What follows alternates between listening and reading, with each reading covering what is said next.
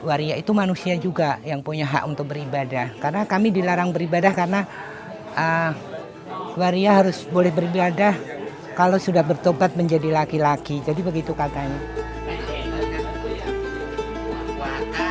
10 tahun, Ustadz Arif Nusafri memperjuangkan hak-hak para transpuan atau waria untuk mendapatkan haknya mengenal Tuhan. Biarkan mereka mengenal Tuhan dan bersolat. Sah atau tidak, itu urusan Tuhan, bukan urusan kita manusia untuk menghakiminya. Yuk kita celoteh ke Jogja dengan pesantren waria Al-Fatah.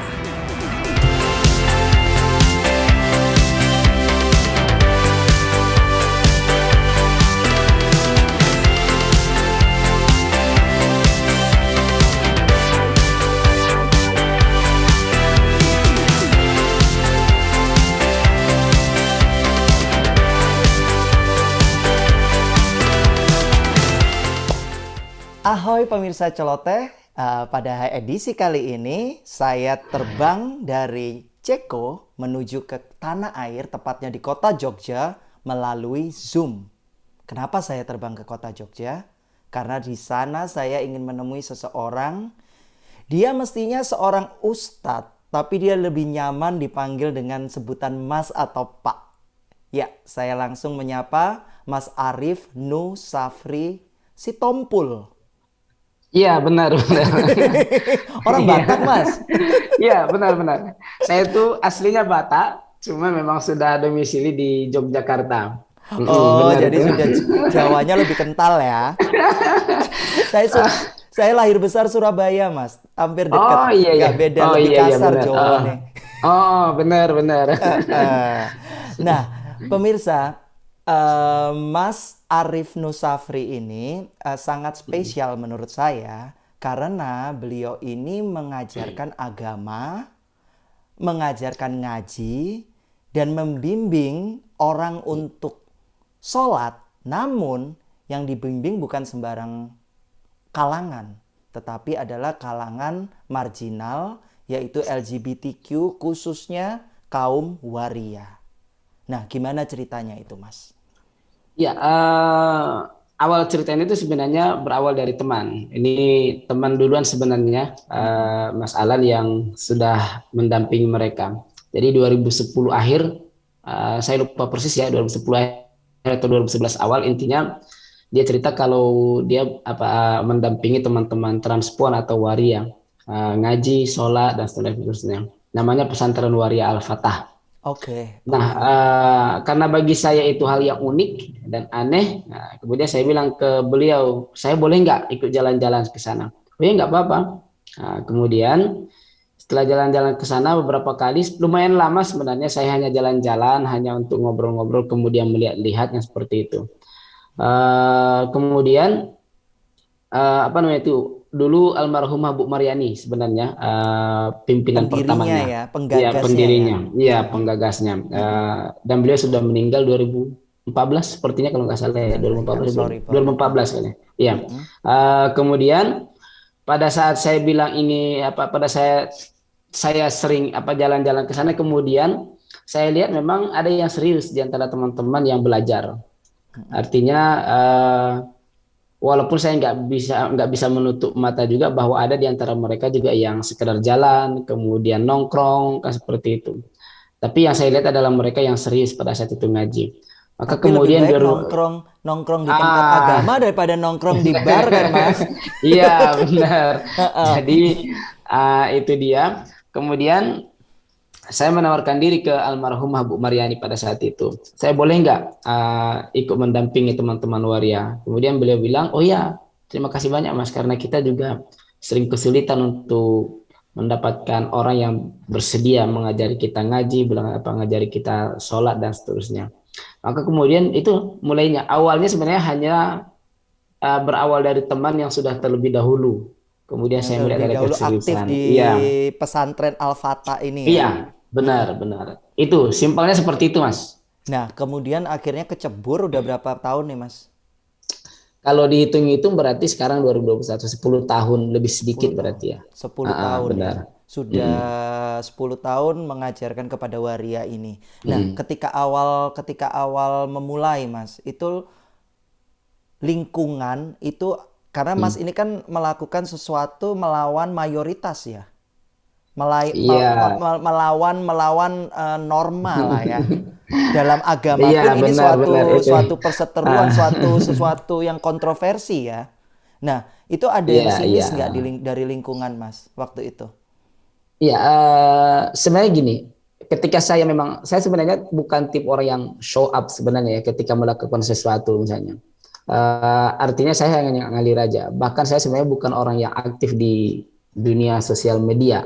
Artinya hanya sekedar aja sehingga aktivitas-aktivitas saya juga nggak pernah saya kemudian saya kasih tahu. Bahkan kepada orang tua saya juga nggak pernah saya ngobrol apa yang saya lakukan di Jogja seperti itu. Nah, semenjak 2010 akhir tadi itu sampai kemudian 2016 itu sebenarnya saya nggak tahu apakah ada orang yang, saya yakin memang sudah ada yang tahu, artinya dari lingkungan saya juga sudah ada yang tahu, cuma memang karena saya bukan tipe orang yang ketika ngobrol dengan mereka juga saya nggak pernah harus apa bahasanya itu ya, bukan Membahas. pamer sih ya, iya membahas, saya nggak pernah Tidak membahas apa yang perlu saya lakukan. mengangkat topik Iya, ini juga gitu iya, ya. hanya seperti itu. Artinya saya hanya ngalir aja. Nah, cuma memang 2016 ini kan Indonesia ini kan sedikit apa ya bahasanya itu ya, mungkin agak latah ya pada saat itu. Jadi ada organisasi, saya nggak tahu ya organisasi apa itu pada saat itu, ada kelompok mahasiswa di Universitas Indonesia kan yang membuat pelayanan terhadap LGBTIQ pada saat itu. Ya. Mereka memang menjual nama LGBT itu pada saat itu. Kemudian ternyata heboh sehingga kemudian beberapa tokoh-tokoh nasional kemudian membuat statement yang menurut saya kurang bijak juga sampai bilang LGBT tidak boleh masuk kampus. Kemudian kalau ada mahasiswa yang ketahuan sebagai LGBT maka harus dipecat dan seterusnya. Kemudian dan itu berantai. Nah, imbasnya ke Jogja pada saat itu, Mas. Jogja. Salah satu yang terimbas itu adalah kita pesantren Waria Al-Fatah. 2008 berdiri, 2016 kemudian ada sekelompok intoleran yang kemudian menggeruduk, memaksa untuk tutup. Sempat Nah, disuruh tutup ya. ya disuruh tutup, dipaksa tutup. Nah, sebenarnya itu pun saya tidak ya wajar lah. Ini saya yakin ya hanya imbas. Kemudian nanti suatu saat juga kita akan jalan kembali, nggak akan ada ngaruhnya juga kan seperti itu. Saya yakinnya seperti itu.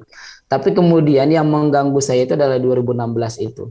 Sebelum saya jawab yang terganggu tadi itu Mas Iya, ya, iya, siapa iya, aja iya, yang. iya, Mas. Nah, 2016 kemudian terjadilah ini penggerudukan itu, plus kemudian ada seminar, kayak seminar di sebuah kampus di Yogyakarta yang temanya itu menurut saya sangat tendensius.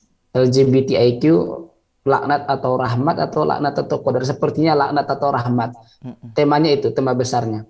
Nah, ini yang kemudian membuat saya terganggu. Maka kemudian saya buat status yang agak panjang lebar pada saat itu di Facebook tentang kekecewaan saya terhadap Oknum lah ormas. ya kita bilang. Iya, iya. Kemudian kekecewaan saya terhadap seminar tersebut, saya tuangkan di dalam status Facebook yang lumayan panjang menurut saya karena saya bukan orang tipe yang aktif di sosial media. Nah, disitulah kemudian muncul komentar-komentar itu. Nah, baru saya tahu memetakan bahwa orang yang mungkin selama ini juga saya kenal dekat, kemudian ternyata enggak segan-segan juga untuk menghujatnya seperti itu.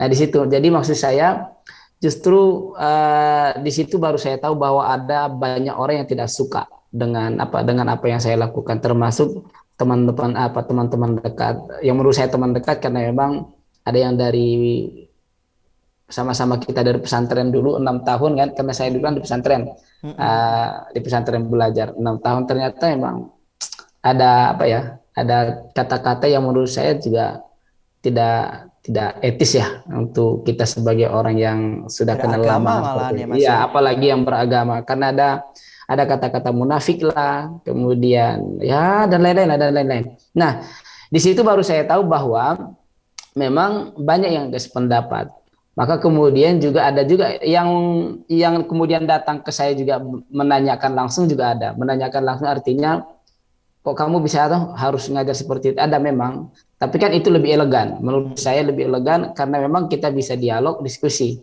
Tapi yang kita apa itu yang kemudian kita anggap itu tidak etis itu kan sudah di sosial media, kemudian juga isinya juga hanya sekedar hujatan-hujatan seperti itu. Nah, kalau untuk lingkungan terdekat kebetulan sih keluarga saya bukan apa ya, saya kan dari kampung Mas. Iya. Biasanya kan orang kampung kan lebih apa ya, lebih onj ya apanya, pola hidupnya. Ya apa Yes. yang apa yang kamu lakukan ya silahkan, yang penting tidak merusak atau tidak merugikan orang lain, seperti simpel aja kan. Sehingga Mm-mm. memang kalau keluarga saya sendiri sampai sekarang nggak ada sama sekali yang keberatan. Nah, Seperti itu mungkin ya. apa sih yang membuat Mas Arif tetap kekeh memperjuangkan bahwa kaum waria ini berhak beragama, berhak mengenal Tuhannya? Ya, yang pertama gini, Mas. Ini mungkin akan saya sampaikan bahwa saya sebagai makhluk yang beragama, saya meyakini bahwa salah satu memang hak dasar, ya mungkin hak yang paling mendasar saya yakin, hak yang paling mendasar setiap manusia yang beragama itu adalah itu tadi ada istilah fitrah ya kalau dalam bahasa kita, fitrah ketuhanan itu. Jadi apa ya bahasanya itu ya? Kalaupun kita misalnya menganggap orang lain sebagai orang yang jauh dari agama, tapi nilai-nilai ketuhanan itu nggak mungkin bisa hilang. Dan Tuhan itu bukannya Ya, hadir untuk orang berdosa ya Mas ya? benar itu dia. Nah, jadi jangan sampai memang kita mengklaim bahwa Tuhan itu selalu hadir di tengah-tengah orang yang soleh dan soleha seperti itu. Yes, Tapi yes. juga bisa hadir dimanapun. Artinya penggambaran Tuhan itu juga masing-masing kita berbeda. Akan berbeda gambaran Tuhan terhadap seorang kiai dengan santri, santri dengan non santri, pelacur dengan koruptor. Nah, seperti itu masing-masing menggambarkan Tuhan itu masing-masing.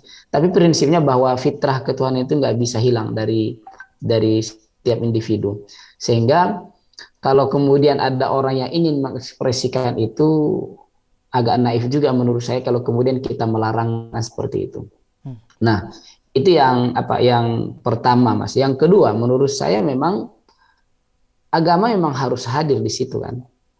Justru agama itu memang harus hadir di tengah-tengah orang-orang yang memang merasa ada ketidakadilan mungkin, ada intimidasi, atau ada bahkan yang disebut dengan stigma itu. Artinya gini, saya masih meyakini bahwa agama itu justru dibutuhkan oleh mereka yang termarginalkan sebenarnya.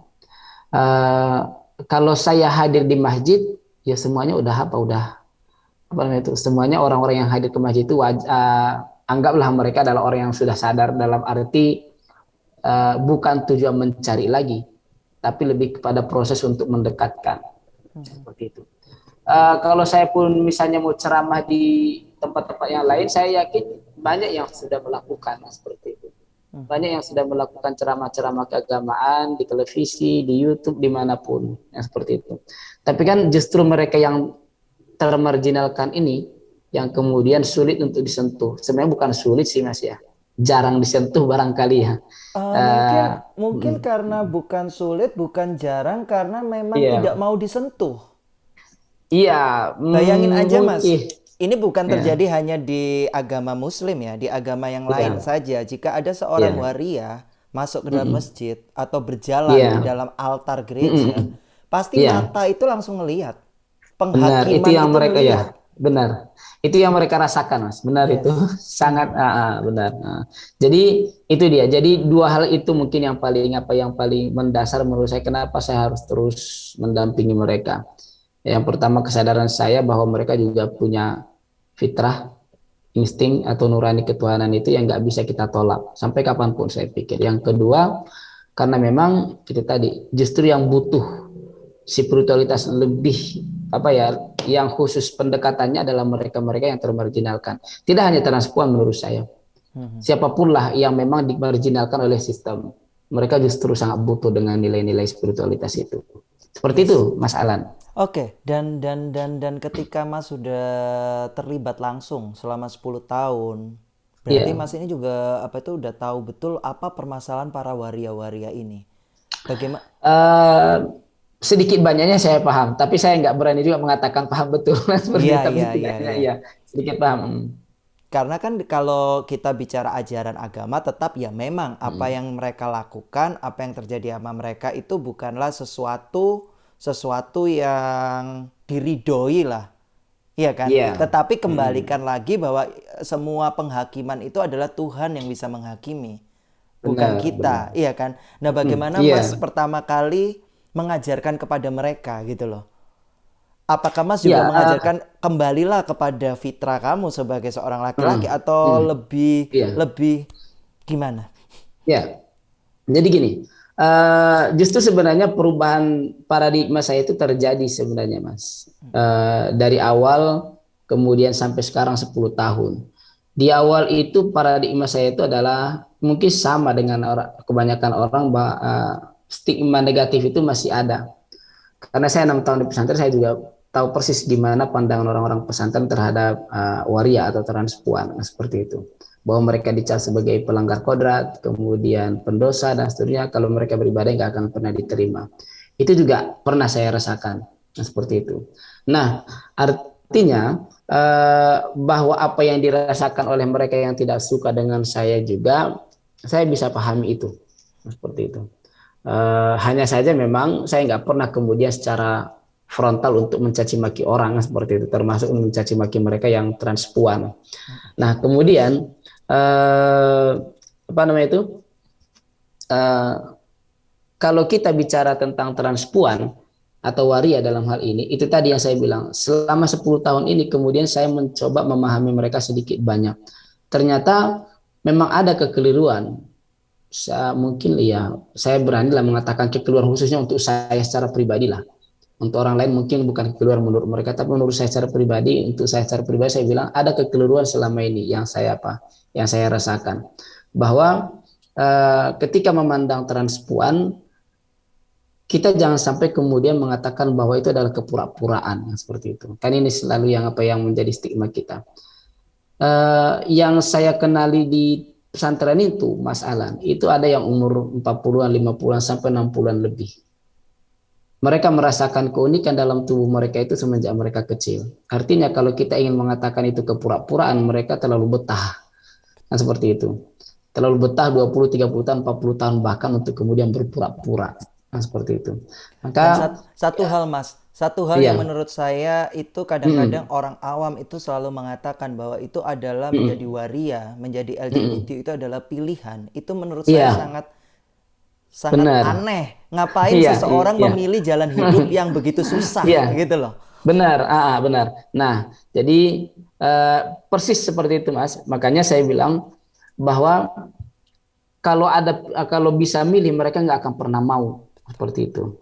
Jadi kembali ke yang tadi, betul nggak ada kepura-puraan. Nah, inilah yang kemudian saya sedikit mengubah paradigma saya pada saat itu. Kemudian, nah kalau seperti ini nggak bisa dong, saya harus mengedepankan. Nah, ini yang paling sering dikritik orang yang tidak disukai oleh orang terhadap saya. Karena saya selalu mengatakan saya nggak mungkin membawa istilah halal haram terhadap mereka. Karena kalau halal haram yang saya bawa, maka nggak akan ada kenyamanan dalam diri mereka ketika beribadah seperti itu. Maka kemudian saya bebaskan memang kepada mereka. Silakan kalau yang meyakini dirinya bahwa lebih nyaman dengan identitas keperempuanannya ketika beribadah juga silakan. Silakan Kalau memakai kalian mukena begitu Mas ya. iya mau kena dalam konteks kita di Indonesia atau Mm-mm. jilbab kan hijab Mm-mm. seperti itu.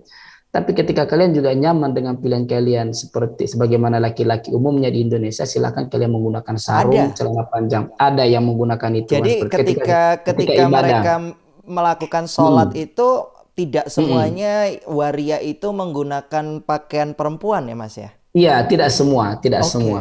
oke, Jadi oke. kenapa kemudian saya pilihkan seperti ini? Karena terus terang, Mas Alan, di antara mereka juga ini saya bilang penerimaan itu kan berbeda-beda ya. Terkadang saya bisa maklumi lah penerimaan itu ada yang 100%, ada yang 90, 75 karena memang pengaruh luar kan luar biasa ya. Kehidupan kita kan banyak dipengaruhi oleh luar. Betul. Jadi stigma-stigma di luar diri mereka itu kan mungkin masih terlalu kental. sehingga mereka harus mencoba menerima apa yang diinginkan oleh orang lain, yang seperti itu. Sehingga saya juga nggak mungkin memaksakan itu. Maka kemudian saya bilang ke mereka, ketika ada apa transpuan yang baru datang ingin apa ke ikut gabung di apa itu di pesantren, kemudian selalu saya tanya, kamu sudah sadar belum apa yang apa dengan kehidupanmu? Terus sebagai waria, apakah memang betul-betul itu adalah kesadaranmu atau sebenarnya ada hal-hal lain yang seperti itu? Maka selalu mereka mengatakan, ya kalau saya nggak sadar dengan situasi saya, dengan kondisi saya nggak mungkin. Saya harus rela diusir, bahkan terusir dari rumah saya, kemudian jauh-jauh datang ke sini, seperti itu. Jadi para waria ini kebanyakan dari kecil udah diusir ya Mas ya? Gini, ada yang diusir memang, ada yang terusir. Terusir dalam arti karena merasa tidak nyaman lagi kan di rumah, seperti itu. Kemudian mereka kabur. Maka Mas saya bilang kan, seringkali saya bilang bahwa teman-teman transpuan ini adalah warga negara Indonesia yang dianggap ilegal di tanah air atau tanah kelahiran mereka sendiri. Karena susah untuk mendapatkan identitas, kan seperti itu. Saya nggak ingin mengatakan bahwa identitas mereka di KTP harus transgender, karena memang di Indonesia sistemnya belum ada. Iya. Tapi walaupun mereka ingin misalnya, taruhlah misalnya mereka ingin patuh dengan keputusan pemerintah, identitas atau gender mereka adalah laki-laki misalnya, tetap aja kesulitan. Karena memang di antara mereka ada yang sudah terusir dan diusir dari rumah semenjak mereka belum dewasa. Sehingga wajar kalau kemudian mereka nggak bawa kakak misalnya seperti itu dan seterusnya. Nah ini yang saya maksud yang apa itu yang warga negara ilegal di tanah kelahiran sendiri. Dan jadi mereka bukan juga negara tidak menikmati pendidikan yang layak kali ya Mas ya? Iya, benar. Jadi pendidikan yang layak pun kemudian mereka tidak dapat karena memang itu tadi dari keluarga sudah tidak mendapatkan dukungan.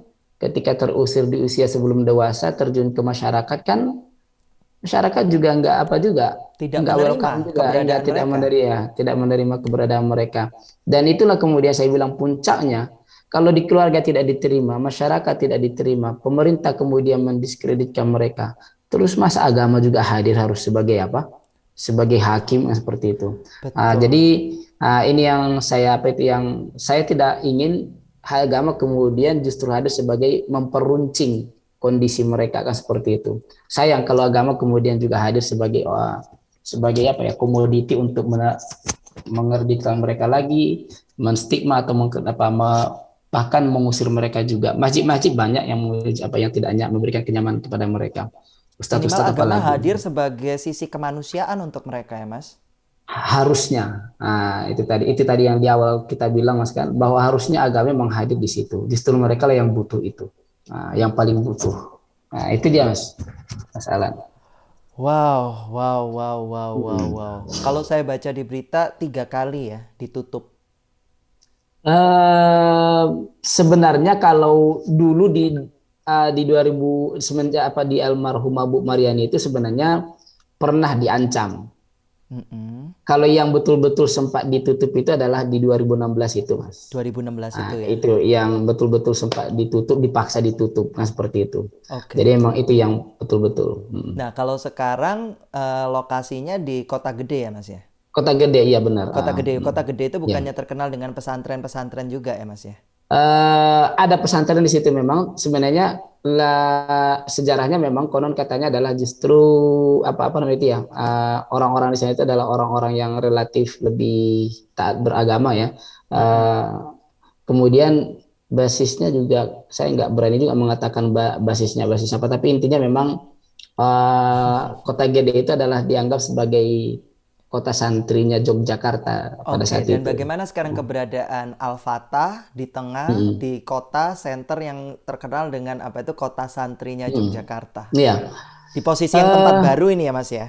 Iya, jadi gini, justru sebenarnya kita merasa merasa aneh di 2016 itu. Kenapa merasa aneh? Sebelumnya kan 2014 sebenarnya pindahnya ke 2014 Mas itu. 2014. Artinya 2014 2016 nggak ada masalah sebenarnya. Kita berani mengatakan tidak ada masalah karena memang seringkali kita buat acara kemudian mengundang warga sekitar. Kan seperti itu. Dan mereka welcome aja, seringkali kemudian mereka juga datang. Ya karena memang yang kita lakukan juga sifatnya juga sosial banget. Bahkan ketika ada kurban kemudian kita berbagi dengan mereka. Kemudian ketika ada apa itu layanan kesehatan kita panggil juga mereka. Dan mereka datang ramah seperti itu.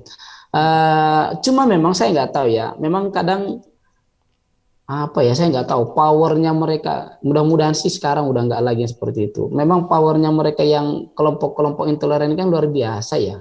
Betul. Eh, Dan Sampai isu yang diangkat ya, itu kayaknya ya, itu kayak musiman gitu ya Mas. iya benar, Bulan ini isu iya ini, bulan benar depan benar, nanti iya isu ini, nanti iya, isu agama yang lain, iya isu benar. apa. Ya, dan yang saya juga apa sedikit belajar gini juga sih Mas ya. Aparat ini juga kadang saya bingung juga. Tidak hadir Mereka Mas. iya hadir memang Mas, tapi bukan sebagai pelindung. Tapi justru kemudian kita disuruh untuk mengalah. Betul. Jadi artinya saya nggak tahu apa yang ada di benak mereka. Jadi mereka memang hadir tapi bukan sebagai pelindung, justru kemudian memihak kepada mereka kaum intoleran. Yo, sederhananya coba kenapa kita harus disuruh mengungsi pada saat itu? Betul, betul. Nah, Betul. kalau memang mereka pelindung ya udah kalian tetap di sini. Ini aktivitas kalian, ini tempat kalian, kami ada di sini. Jika ada terdepan untuk menolak mereka. Nah, harusnya kan seperti itu. Itu yang saya sampaikan Mas, ketika itu Mbak Yeni Wahid lagi kunjungan ke Praha. Oh, iya, Kemudian iya. saya punya kesempatan bertemu dengan KBRI. Iya, Kemudian iya, saya iya. memberikan pertanyaan kepada beliau. Saya katakan begini, di Indonesia itu jika ada suatu kasus yaitu yang melawan mayoritas, itu Iya. negara hukum itu bukan hadir untuk apa itu secara hukum, tapi hadir hanya untuk tidak mau terjadi Benar. chaos. Iya, iya benar Tidak terjadi benar. chaos gitu loh. Entah akhirnya diambil jalan kamu dipindahin dulu ke sini atau apa. Tapi kan seharusnya Benar. tidak seperti itu saya katakan. Harusnya. Seharusnya mana yang benar itu yang dilindungi. Benar, benar. Dan Itu itu saya nggak sampaikan terjadi. ke Bu Yeni Iya, benar. Wahid waktu itu. Iya. Dan itu bukan cuma sekali dua kali kan, dan itu berulang terus kan. Ya, Selalu dengan berbagai kemudian macam isu yang diangkat ya. Iya, benar. Dulu ketika Ahmadiyah juga nggak luar biasa itu. Yes, Justru yes. Ahmadiyahnya yang yang kemudian diusir dan seterusnya dan seterusnya. Nah, itu dia, Mas.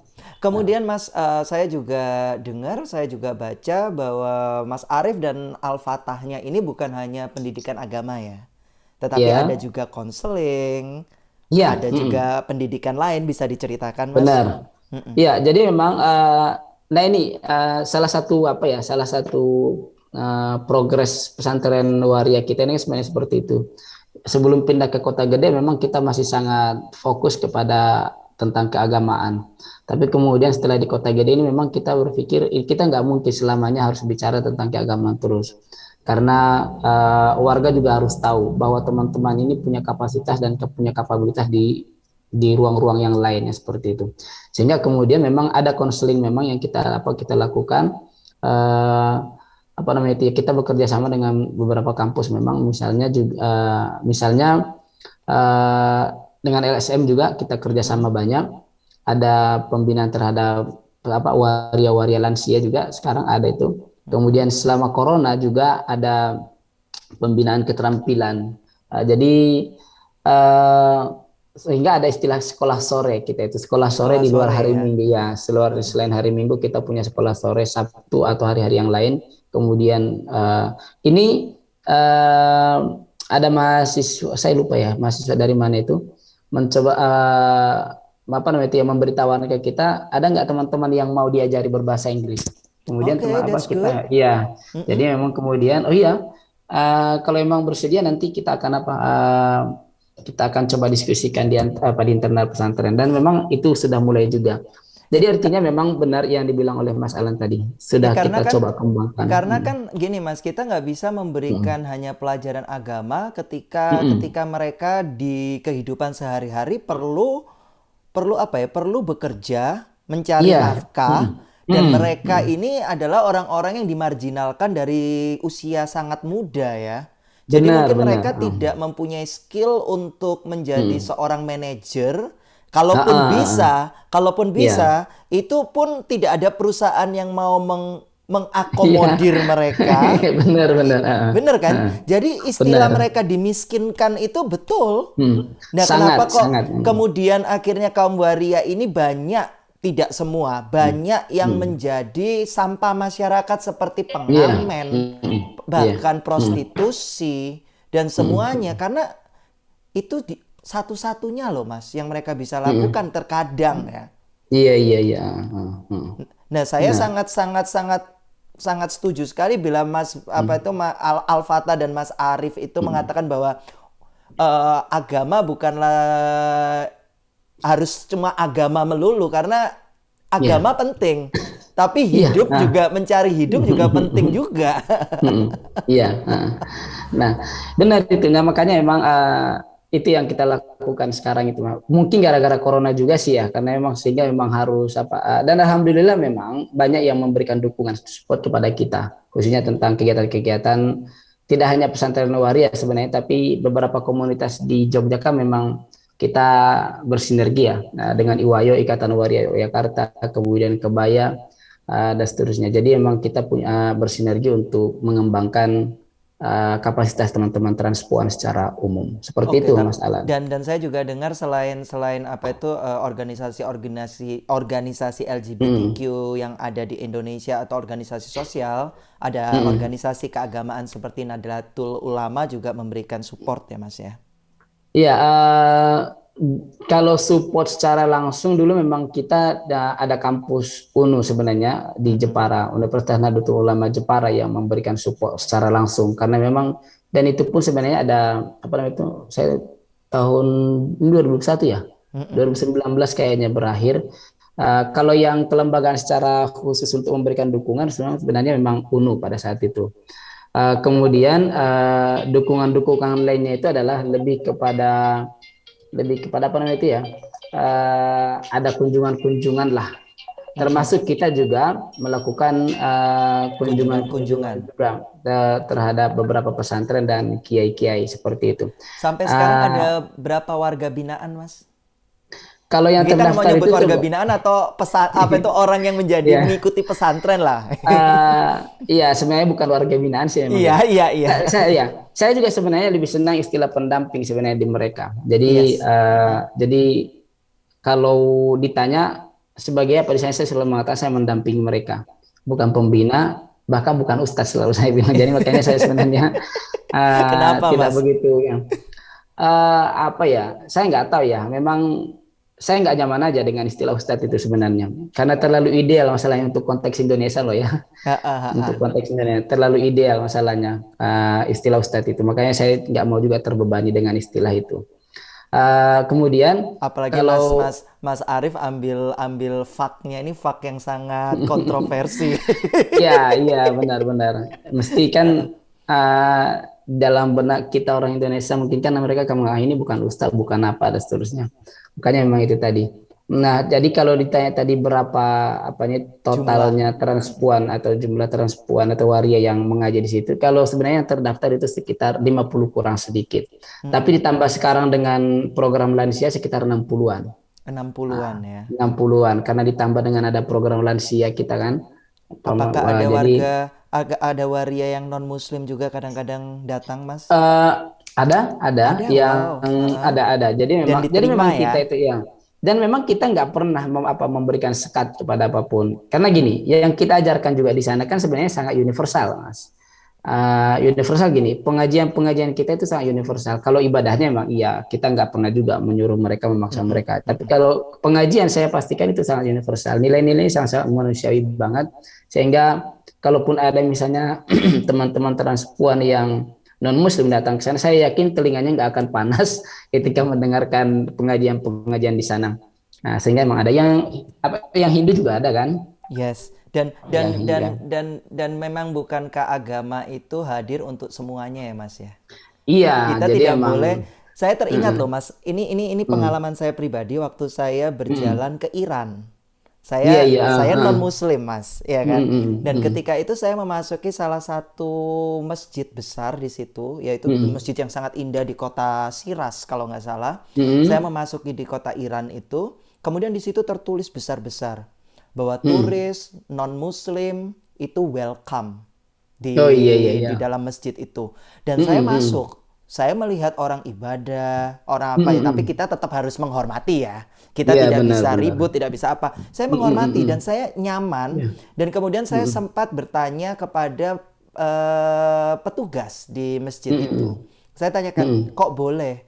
Karena pengalaman saya di tanah air ada yang melarang kalau kita agama lain pun Benar. untuk masuk situ ada. Tidak Ah, semua ada. mungkin, tapi saya pernah punya pengalaman seperti itu. Iya, benar. Nah, kemudian petugas itu mengatakan bahwa loh, Allah itu hadir untuk semua manusia, bukan cuman buat umat Muslim.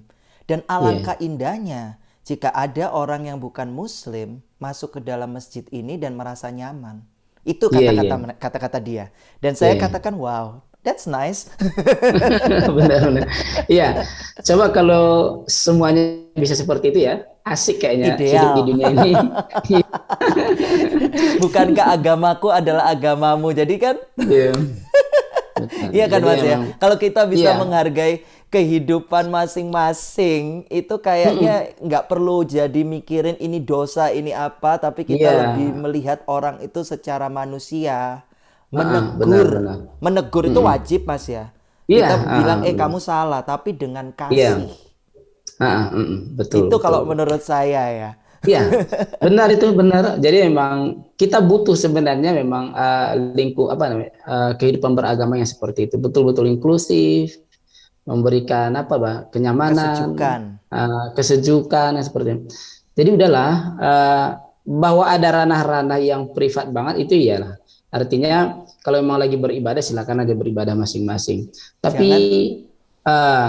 Tapi ketika misalnya masa sih kita juga masih terganggu sih, misalnya ketika ada orang yang misalnya saya masuk gereja kemudian ada klaim kafir. Nanti ada yang non muslim mau masuk masjid, oh nggak boleh, haram kalian masuk. Ini bukan saatnya lagi saya pikir. Ini bukan lagi saatnya perang, bukan lagi saatnya untuk saling mencurigai. Justru sebenarnya kalau kita saling mengunjungi semacam ini malah semakin damai sebenarnya. Jadi artinya justru itu yang kita rindukan sekarang. Itu tidak terjadi di Muslim aja kok Mas. Di Iya. agama Nasrani juga ketika kita masuk ke dalam masjid foto gitu, ngapain kok kamu ke dalam itu gitu. Iya. Dan kadang-kadang ketika kita bicara yang bahasa Arab kayak insya Allah atau apa, kemudian mereka mulai kok ngomongnya begitu, kita jawabnya adalah saya menjawabnya adalah ini adalah bahasa. Orang Kristen di Arab pun menyebutnya Allah gitu loh, nyebutnya insya Allah, menyebutnya apa itu alhamdulillah, itu bahasa Arab. Ini bukan identitas agama gitu loh, iya kan? Benar. Bahkan satu kali ya, Mas, saya bukan orang yang itu ya. Saya ke Mesir, saya masih pergi ke klub gitu, ke bar. Mereka ngomongnya bahasa Arab, saya syuting tuh. Terus saya kasih kirim ke grup kuliah saya, kampus saya waktu itu saya masih kuliah. Kemudian saya bilang, ini di mana? Oh, kamu lagi ini ya Lan, lagi ke agama. Enggak, ini gue lagi di kafe bar. Itu pakai bahasa Arab, iya kan? Benar. Itu hanya bahasa saja. Oke, kita sekarang kembali lagi kepada para waria, para ini semua. Itu responnya bagaimana Mas terhadap, apakah mereka menjadi, ini pandangan Mas Arif sendiri ya, melihat mereka, apakah mereka berterima kasih, menjadi lebih baik, mereka mendapat lebih bimbingan atau gimana? Iya, kalau kita tanya itu mesti memang, saya sebenarnya lebih tepatnya ke mereka pertanyaan ini sebenarnya kan. Tapi prinsipnya nanti Mas Arif kenalkan saya sama mereka, saya wawancara mereka. Oh iya. Jadi gimana? Memang kalau kita bertanya ke mereka memang mesti ada dampaknya lah seperti itu. Dampak dalam arti saya selalu mengatakan ke mereka, kalaupun ada 1000 pengajian yang saya berikan kalian yang kalian anggap baik, 1, 2, 3 kebaikan aja kalian lakukan, itu udah sangat bersyukur saya secara pribadi, saya bilang. Karena saya nggak mungkin juga berharap seluruh kebaikan yang saya bagi kemudian diamalkan oleh setiap orang. Nggak mungkin, mustahil. Termasuk saya, terlalu banyak kebaikan yang saya baikkan dalam kehidupan saya. Sehingga apa yang saya sampaikan ke teman-teman juga, 1, 2, 3 kebaikan yang kalian dapat dari apa yang saya sampaikan itu sudah sangat bersyukur, seperti itu. Nah, sehingga jadi maksud saya kan sangat tahapan-tahapan perkembangan teman-teman itu kan relatif lambat, Mas. Karena memang kan usia mereka juga sudah relatif lebih tua ketika kemudian bergabung Jadi dengan kita. kebanyakan yang datang itu ketika usia mereka udah mulai agak umur Iya. ya Mas ya. Umur sekarang itu yang paling muda aja 30 berapa ya? Saya lupa 30 berapa itu. Tapi intinya memang yang usia-usia remaja, karena mungkin usia remaja juga belum apa juga kan, belum apa namanya itu ya. Kalaupun Masih misalnya pengen menikmati dunia. iya, nah itu persis itu. Dan Waria itu atau nggak kan waria sama aja Mas.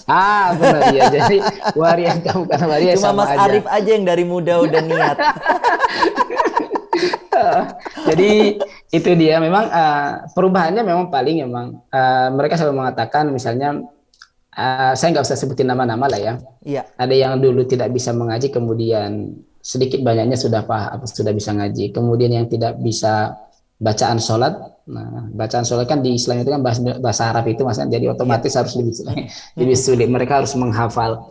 Jadi itu juga sudah lumayan bagi saya. Perkembangan semacam ini sudah jauh lebih bagus menurut saya. Dan yang paling penting Mas, mereka tidak melupakan Tuhan. Iya, itu dia. Jadi makanya memang kan bahkan di sini ada pertanyaan dari mereka itu.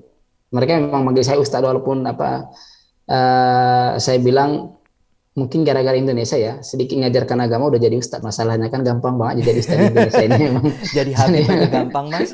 Benar. Jadi dan memang itu identitas itu menjual masalahnya Mas. Jadi memang jadi kenapa tadi kaitannya dengan Tuhan itu Mas ya? Kan mereka masih ada juga yang aktif apa ya? Kalau mereka istilahnya nyebong menjajakan diri, menjajakan diri sebagai prostitusi jadi karena dia perlu hidup prostitusi. ya Mas ya. Ya, iya benar. Jadi apa-apa. bahkan mereka juga masih sering bertanya, Ustaz, kita boleh nggak sih sebelum berangkat nyebong atau menjajakan diri, kemudian kita sholat atau membaca Bismillah? Saya bilang supaya dapat rezeki. Iya benar. Saya bilang ke mereka, nggak ada yang melarang kalian untuk ingat Tuhan dimanapun dan kapanpun, saya bilang. Bahkan ketika kalian mau menjalankan sebuah kemaksiatan, iya. Bahkan ketika kalian mau menjalankan sebuah kemaksiatan pun nggak ada yang melarang kalian untuk mengingat Tuhan, saya bilang. Kenapa saya bilang? Untuk kalian melaksanakan kemaksiatan kan butuh berapa langkah, saya bilang. 10, 20, 30, bahkan 1000 langkah. Satu langkah aja. Satu langkah kalian mengingat Tuhan itu udah lebih dari cukup, saya bilang. Bahwa kemudian langkah ke-1000 kalian melakukan kemaksiatan itu urusan lain, saya bilang. Tapi kan langkah kalian sebelum sampai kepada kemaksiatan tersebut, kejahatan tersebut, bagi saya itu tetap dianggap sebagai sebuah kebaikan. Jadi tentu ini saya sampaikan semacam itu adalah karena memang di kalangan mereka nggak mungkin saya sampaikan itu kemudian tidak kalau boleh itu Mas ya. Jadi ini yang nggak mungkin saya sampaikan ke mereka. Oh enggak, haram hukumnya kalian. Lah terus kapan mereka mencoba untuk mendekatkan diri sama Tuhan? Kalau selalu larangan terus yang harus saya kedepankan. Seperti itu mungkin masalah. Ya kita juga mesti belajar dari Eropa Mas. Sekarang ya kemungkinan Eropa bukanlah mayoritas Muslim, tapi kita lihat gereja-gereja semakin kosong, semakin ditinggalkan karena ya mereka terlalu ketat ya, mungkin dulunya haram halal sama benar. dulu haram halal semua begini. Tapi ketika mereka sudah mulai membuka diri, orang sudah majority sudah apatis terhadap agama. Itu menurut saya malah lebih bahaya ya. Lebih baik kita jadi bencong, tapi kita percaya akan Tuhan daripada udah bencong nggak percaya Tuhan lagi. Benar. Jadi gini Mas, saya nggak tahu ya kapan itu penelitian di Indonesia. Mohon maaf, apa namanya itu ya? Orang selama corona ini bukan selama corona, saya yakin sebenarnya selama pandemik. Saya yakin bukan selama pandemi, kok saya lupa ya, saya nggak berani juga. Tapi intinya gini, orang yang kemudian apatis terhadap agama bertambah sebenarnya. Jadi di Indonesia ini udah terlalu banyak orang yang mulai apatis dengan agama karena emang kok kayaknya bosanin banget ya beragama itu kan seperti itu. Dan sedikit-sedikit semuanya agama Mas. Sedikit-sedikit ditarik ke agama. Ada berantem ini pemilihan presiden agama yang pure politik larinya agama. Kan bingung kan? Benar. Iya, makanya dan saya nggak bisa menyalahkan mereka memang karena memang situasinya seperti itu. Jadi memang wajah agama yang dikenalkan saya nggak berani kalau di luar ya. dalam konteks Indonesia semenjak kasus Ahok, nah seperti itu. Semenjak kasus Ahok ini kan wajah agama yang dikenalkan itu ngebosanin banget. Nah seperti itu, ngebosanin, ngemuakin, seperti itu. Penuh Jadi dengan kayak makanya perpecahan. iya, makanya kalau kemudian banyak orang yang kemudian apatis dengan agama, saya nggak bisa menyalahkannya. Nah itu kemudian jangan sampai juga kemudian ini melebar lagi kemana-mana kan seperti itu. Biarlah mereka ada kelompok-kelompok tertentu yang sudah apatis, tapi jangan sampai juga kemudian mereka yang termarginalkan juga apatis juga terhadap agama kan seperti itu. Jadi Itu Mas masalah. Arif ini berusaha untuk bagaimana kaum marginal ini tidak apatis terhadap agama ya Mas ya. Iya betul. Dan mereka berhak untuk mengenal Tuhannya, berhak untuk sholat. Masalah Harusnya. diterima enggak itu urusan Urusan Tuhan. betul, Bukan bukan urusan saya, kita. bukan urusan mereka yang seperti itu. Iya. Mas masuk surga neraka juga urusan pribadi Mas. Nggak ada Lah iya pemerintah benar. nanti menyediakan pengacara, nggak ada kan. Iya iya iya benar benar benar. Nah, Jadi lebaran kali ini rencananya ngapain nih Al-Fatah Mas? Idul Fitri Lebaran hari kita ini. biasanya memang kita libur nanti seminggu sebelum Lebaran, Mas. Biasanya kita libur seminggu sebelum dan seminggu setelah. Artinya memang setelah atau pasca Lebaran kita akan ada memang nanti biasanya halal bihalal. Tapi kan kita nggak belum tahu seperti apa nanti konsepnya. Biasanya memang kita bikin acara lumayan besar sebenarnya, mengundang dari berbagai kalangan. Kalau halal bihalal. Tapi ini kan kita lagi pandemi, nggak tahu Lagi seperti apa nanti pandemik ya. prinsipnya. Ya, Tapi kan tidak boleh prinsipnya mudik seperti apa. juga nih Mas. Ada larangan Benar. mudik apa? Bagaimana Iya. nih teman-teman kan akhirnya nggak bisa pulang kampung nih. Oh, Atau yang mereka memang dari- nggak pernah iya. pulang kampung karena tidak diterima di kampungnya. Iya, iya itu yang mau saya sampaikan tadi. Justru memang mereka nggak butuh juga mudik atau karena memang di antara mereka juga itu tadi ada yang tidak diterima juga. Walaupun tidak semua, saya bilang tidak semua Mas. Ada juga yang kemudian berproses dan ada juga yang bahkan makanya saya salut juga dengan beberapa keluarga yang kemudian dari bahkan mereka kecil sudah diterima dengan baik, ya, seperti itu. Jadi saya nggak akan mengatakan juga bahwa semuanya tidak diterima, bahwa ada yang diusir dan terusir iya, tapi ada juga yang kemudian diterima dengan baik, ya, seperti itu. Yes. Dan harapan Mas untuk kedepannya bagaimana tentang para kaum marginal ini, tentang bagaimana negara harus hadir, apa harapan Mas? Ya banyak sebenarnya. Kalau sebenarnya saya hanya mewakili suaranya mereka sebenarnya, bukan harapan saya sebenarnya. Saya Harapan hanya mereka.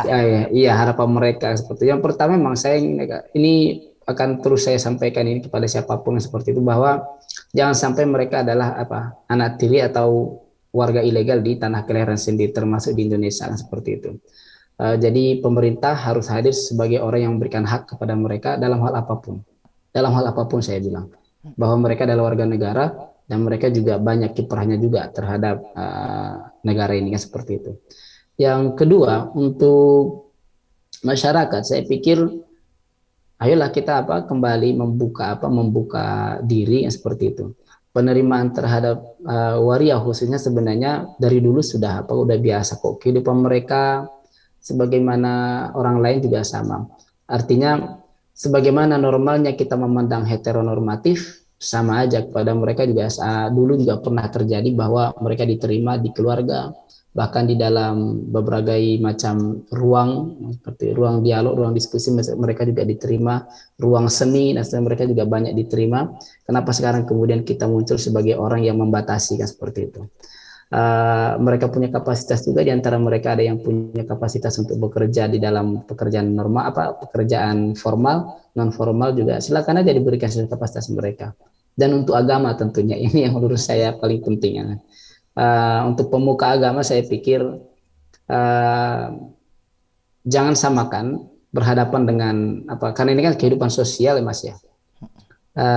Jadi maksud saya silakanlah kalian bawa teks kalian itu untuk diri kalian, kuat terhadap diri kalian, tapi juga agak sedikit membawa rahmat dan cinta kepada orang lain seperti itu. Jadi maksud saya itu fanatisme itu muncul udahlah cukup dalam diri sendiri, tapi ketika berhadapan dengan orang lain kita harus lebih mengedepankan keterbukaan. Dan juga gini, agama harusnya hadir di mereka. Jadi jangan sampai kemudian agama yang kita bawa adalah agama yang memperuncing, sekat, atau menghakimi yang seperti itu. Jangan sampai agama ini terus yang kita yang kita bawa kemanapun. Manusia itu bukan makhluk mati, maksudnya bukan benda mati. Manusia itu adalah makhluk berpikir, punya inovasi, punya daya nalar. Jadi kalau kemudian kita sebagai tokoh agama misalnya atau orang yang dianggap sebagai paham agama menganggap manusia sebagai benda mati, ya wajar kalau kita lebih sering membawa halal haram seperti itu. Sekarang gini, kalau kita pun mengatakan haram lah misalnya lah haram lah transpuan menjadi waria, kalau dianggap menjadi tadi, walaupun saya tidak sependapat tadi ya, anggaplah waria itu haram, kemudian melanggar kodrat, terus apa yang sudah kita perbuat? Apakah kemudian kita harus tetap membiarkan mereka kemudian tersingkir oleh kehidupan agama, kehidupan sosial, kehidupan masyarakat, atau kita mencoba untuk merangkul mereka biar mereka hidup lebih bagus, kan seperti itu. Jadi sama dengan misalnya semua orang tahu bahwa misalnya melacurkan diri itu adalah haram. Terus ketika kamu mengharamkannya, terus apa yang kamu lakukan? Apa kamu bisa memberi dia makan? Kan enggak juga, kan seperti itu. Nah, kecuali kalau kamu berikan makan dia, sekarang kamu berhenti melacur ya, nanti mulai besok saya tanggung makanmu, saya kasih kamu lowongan kerja, silakan, bagus banget itu. Tapi kalau belum sampai memberikan solusi, ya udahlah, berikan aja agama yang senyaman mungkin kepada mereka sesuai dengan kenyamanan mereka. Itu mungkin Mas Alan. Betul. Dan kalau kita bisa menerima para koruptor untuk duduk bersama kita di dalam masjid atau dalam gereja, kenapa benar. kita tidak bisa menerima pelacur dan waria duduk bersama? benar, Kenapa kok dosa ada kasta ya, Mas?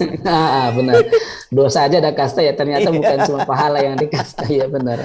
Sebelum menutup Mas, saya cuma mau share ada satu cerita. Ini terjadi pada saya juga di sini di Ceko. Ada satu kumpulan orang beragama yang tiba-tiba tiap 1 tahun sekali itu di Eropa itu ada Gay Pride Month gitu. Jadi para LGBTQ itu melakukan parade yang didukung oleh pemerintah. Gitu. Ya, didukung pemerintah untuk mendapatkan hak-hak sipil ya, Mas. Hak-hak sipil. Bukan hak-hak agama, karena kan Eropa ini agama dan negara itu terpisah, iya kan? Jadi hak-hak sipil. Kemudian orang-orang Indonesia yang ada di Czech Republic kebetulan, kemudian yang di dalam satu grup itu mengatakan kepada saya, kita harus berdoa untuk pemerintah Ceko yang salah jalan, gitu. Gitu. Ya, terus saya cuma bilang begini, saya cuma menjawab begini. Oke, saya siap berdoa malam ini. Tapi tolong dong kasih pokok-pokok doanya. Saya mau tanya gitu. Kalau kalau pemerintah Ceko memberikan hak-hak sipil kepada kaum LGBTQ itu salah, lalu apa yang harus saya doakan? Apakah saya harus berdoa supaya pemerintah Ceko menangkap mereka satu-satu, memenggal kepalanya, masukkan penjara seumur hidup, apa? Jelasin dong doanya apa. Jika seorang pemerintah negara memberikan memberikan hak-hak kita sebagai warga negara dilindungi itu salah, kemudian apa yang harus mereka perbuat? Tidak ada jawaban. Karena mereka nggak tahu juga ngedoainnya doa apa. Iya. Mau membunuh mereka satu-satu juga salah juga ya. Itu jadi sharing juga. Jadi bukan cuma di sana, di sini juga mereka tetap menjadi kaum marginal, tapi di sini lebih dihargai hak-haknya, Mas. Hak-hak, iya. Dan ketika hak-hak itu diberikan, ketika orang tua sudah mulai mengasihi anaknya yang berbeda tanpa harus mengusir anaknya, mereka mendapat pendidikan. Dan kaum-kaum marginal ini pun bekerja di bidang-bidang profesional yang cukup bagus, Mas. Iya. Mereka tidak menjadi pelacur lagi, tidak harus menjadi pengamen jalanan. Dan mudah-mudahan orang-orang seperti Mas Arif juga sampaikan kepada rekan-rekan waria di Al-Fatah bahwa perjuangan kalian ini mungkin tidak seperti merubah telapak tangan, tapi bisa dalam 10 tahun ke depan, generasi berikutnya kita bisa mudah-mudahan merubah pola pikir ini. Amin, Mas. Tapi sedikit sebenarnya mungkin Mas, sedikit sebelum ditutup. Ada apa sebenarnya kabar bagus sebenarnya untuk teman-teman trans sekarang itu dari pemerintah. Mudah-mudahan sih bisa secepatnya direalisasikan bahwa Kementerian Dalam Negeri mencoba untuk memfasilitasi teman-teman transgender untuk mendapatkan KTP. Mudah-mudahan itu bisa KTP kemudian menjadi trans. Bukan. Jadi kalau identitas gendernya masih tetap laki-laki dan perempuan. Tapi memang kecuali sudah ganti kelamin ya, Mas, ya. iya benar iya. Cuma memang itu tetap menjadi kabar gembira bagi kita karena banyak di antara teman-teman transpuan Tidak punya memang KTP. yang tidak punya KTP yang seperti itu. Itu Nah, kenapa jadi Mas yang seperti nggak itu. punya KTP-nya itu kalau boleh tahu? Nah, itu tadi biasanya karena mereka terusir apa kan sebelum dewasa itu kan. Oke. Keluar terusir dari rumah sebelum dewasa, ada Sehingga yang tidak punya merantau kakak, kemana-mana tidak ini ya. punya kakak dan seterusnya. Ya. Dan itu pun secara apa saya sih menduga tidak akan semulus tidak akan semulus yang kita bayangkan. Kita tunggu aja, itu kan baru wacana beberapa bulan ini kan. Tapi Nah, kita sudah nggak angin tahu. segar lah Mas ya.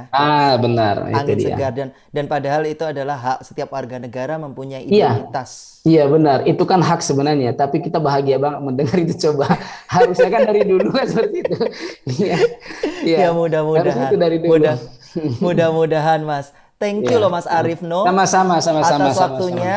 Minal aidin wal faizin. Mohon Sama-sama, maaf lahir dan sama. batin. Selamat merayakan Lebaran di sana. Iya, iya, Oke. iya. Ya demikianlah pemirsa celoteh bincang-bincang kita dengan Ustadz Mas atau Mas Ustadz Arif Nusafri Sitompo dengan pesantren Waria Al-Fatahnya dan rekan-rekan mereka di sana, bagaimana memperjuangkan kaum marginal untuk berhak mempunyai agama dan mengenal Tuhannya. Dalam celoteh kita ketemu edisi berikutnya. Terima kasih.